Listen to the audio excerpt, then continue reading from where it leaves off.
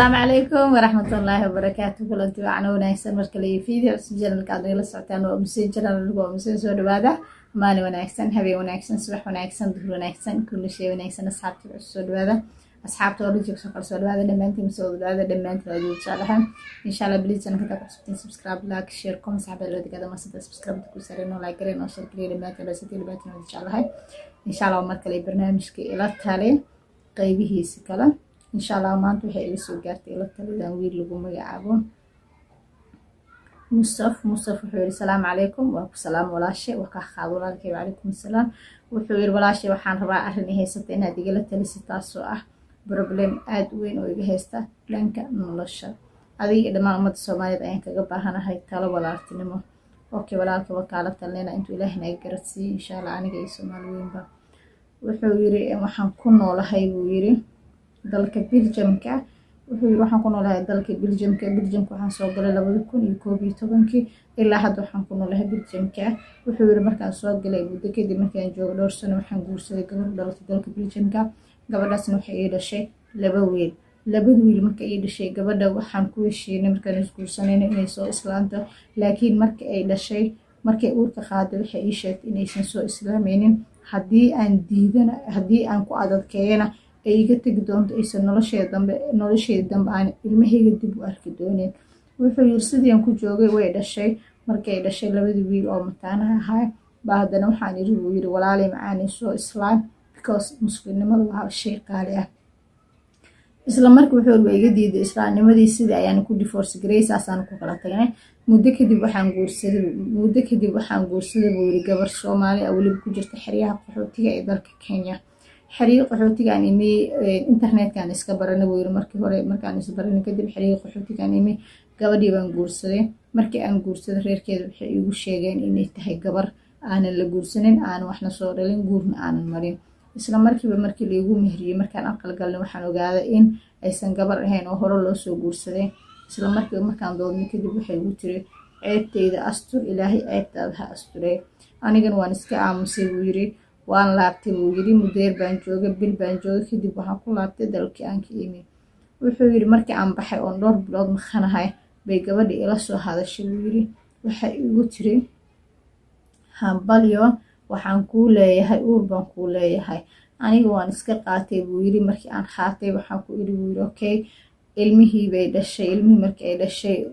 leenkii u soo baxay baa waxa la yiri DNA baa laga qaadayaa ilmihii markii DNA laga qaaday ilmihii anigu aan islahaan weynay isla markii safaaradu waxay u soo wargelisay in ilmahaas aniga dhalin gabadhaas ilmahan ay DNA-ka isleeyahay laakiin aniga ilmaha aan isku DNA ahayn markii waxaan bilaabay inaan wareysi la yeesho aan dhahabu yiri ilmaha aniga ma dhalin yaa ka dhalay ii sheeg mase ilmaha hore ayaad uurka u leeyahay anigu waad khiyaamaysay isla markii waxay bilaabeen buur ayadii reerkeeda inay ila diraan waliba aflagaadeeya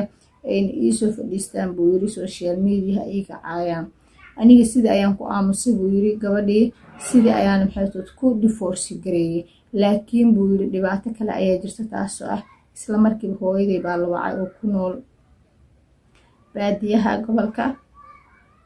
gobolka Gedo baa la wacay buu yiri waxaana loo sheegay in aniga gabar ay ilmo ii hayso waliba aan ku inkiray ilmihiisa daraadeed markaa saas la rabo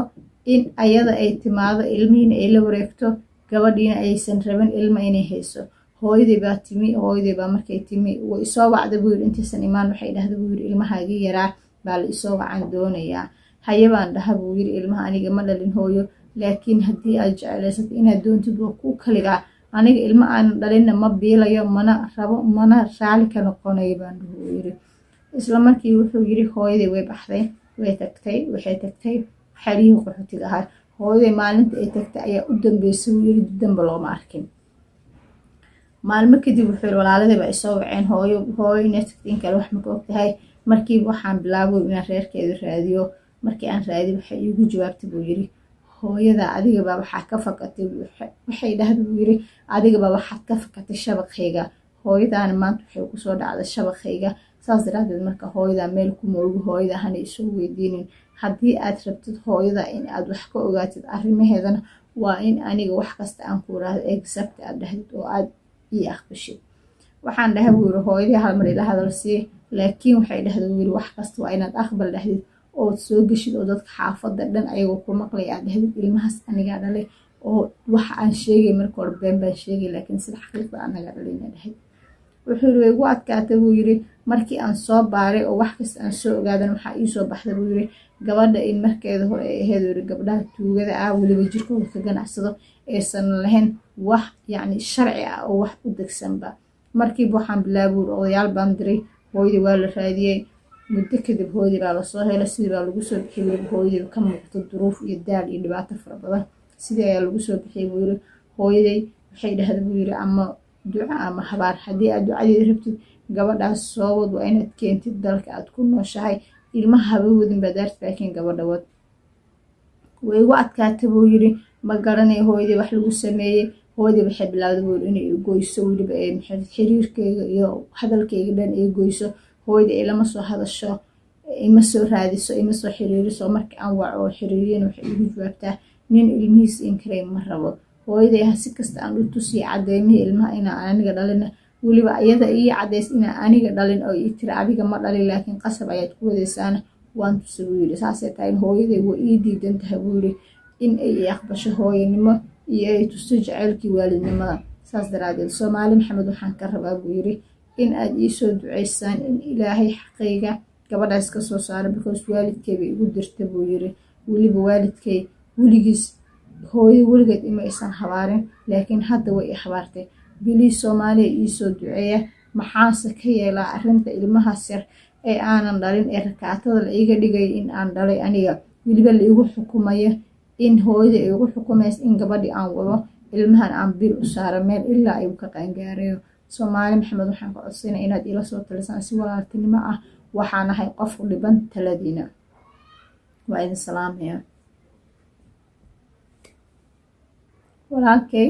walaa horta waa dhibaato waalidkii ku dhalay in lagugu diro welibana gabadhaas ilma adiga aadan dhalin ay kugu nabtay ku dhahday ilmahaas isaga ayaga dhalay haddana ay waalidkaa ku noqoto yacni musmaar ay kugu soo dirtay waalidkaa kugu soo musmaarka dhibaato. tan keliyan kugula talinayo waxay tahay hooyada uu maxaytud u baari noqo oo markasta insha Allah ka dhaadhicin maxaytud waxaas ay yihiin saas inay u jiraan si gabadhaas u sheegaysan ay u jirin sida xaqiiqda ay saas tahay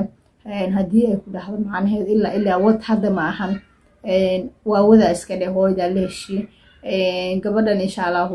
one day iska soo bixisa xaqiiqda haddii hooyada ku leedahay waan ku duceynaa gabadhaas wad ilaa waa in aad geysid dalkii aad ku nooleed ee bulshamka waxaa laga yaabaa hooyada in lagu haysto rakaato weliban ay hayso dhibaato kale. saas daraadeed laba wada ayaa kuu fura wadadaas oo ah in gabadhii aad wadid oo hooyada ducadeeda qaadasid iyo in aad timaadid hooyada aad ka wadid meesha ay degan tahay miyiga gobolka ay degan tahay inaad ka wadid ood geysid meel safe ah welibana ka baxsan yacni meelaha dhulka Soomaalida meelaha in aad geysid hooyadaas rakaato lagu haysto aad ka furtid kadibna hooyada wax kasta adinkoo wada fadhiya aad u sheegtiin adinkoo wada fadhiin aad tusi waraaqaa saas ayaan anigu kugula talin lahay kule aan ra'yigaygu waa intaas. insha Allah waxaan rajeynayaa in Soomaali Maxamed ay kula soo talin doonto wixii fikirkooda ayagana ay kula soo sheergareyn doonaan haddii Ilaahay yiraahdo kuleen wixii khayr walaalkay Ilaahay ku waafajiyo oo wixii wanaaga because waalid hadduu markaa xanaaqo waa dhibaatanteeda leeg soo marka insha Allah Ilaahay wixii khayr ku waafajiyo hana ku saqir in waalidka uu maxay ku saamaxo oo marka la kula heshiiyo Ilaahay yiraahdo insha Allah kulay talida intaas waa Soomaali Maxamed insha Allah ku soo talin doontaa insha Allah qofkii raba ila tali ama qiso ku dhacdo oo xanuun badan hayo Instagram ku saari noogu soo reeba Facebook ma kana insha Allah dhamaantiin waxay idin rajeynaa khayr iyo barako janay subscribe ka kiilobina like iyo share iyo commentiga like-tina nusqanan ka dareemaya share-tiin sidoo kale markii insha Allah hala like gareeyo hala share gareeyo asxaabtiin u sheegay in gabar oo ila talida iyo faariq iska sheekaysan intii joogta soo wada tusiya subscribe ka iska reeban ayagana idinkana like iska reeba insha Allah dhamaantiin waxay idin rajeynaa khayr iyo barako dhamaantiin peace and love.